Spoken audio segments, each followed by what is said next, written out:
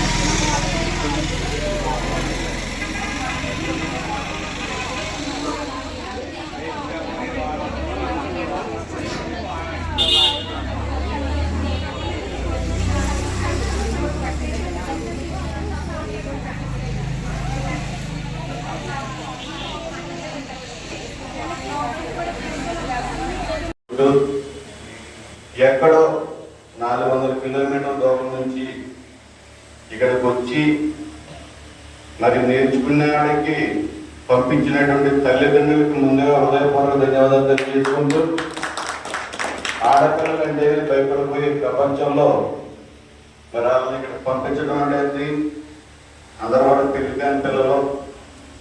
వాళ్ళు తీసుకున్న సబ్జెక్ట్ కూడా అగ్రికల్చర్లో ఉద్యాన పంటల మీద పరిశోధన గురించి పంపించడం జరిగింది.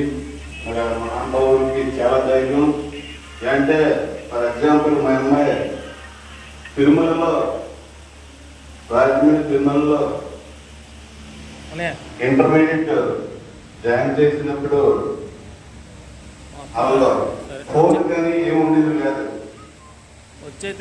అప్పుడు నేను మా అమ్మాయి ఎలా ఉందండి అని ఫోన్ చేసేవాడిని. అలాగే మీ అందరికీ తెలుసు కందుల బుజ్జి గారు జనరకంపేట, ఇలా కాపాల పిల్లలు మా ఊరు తోటలోకి వచ్చింది అమ్మాయి. అమ్మాయి మీకు అంత జాగ్రత్తగా చూసుకోండి అని ఫోన్ చేశారు. అంటే నిజంగా ఆ తల్లిదండ్రులు అందరూ కూడా మరొకసారి హృదయపూర్వక ధన్యవాదాలు తెలియజేసుకుంటూ, మరి పిల్లలందరూ కూడా చక్కగా రైతుల మధ్య నుండి పరిశోధన, ఏ విధంగా మందులు పడుతున్నారో, ఏ విధంగా వ్యవసాయం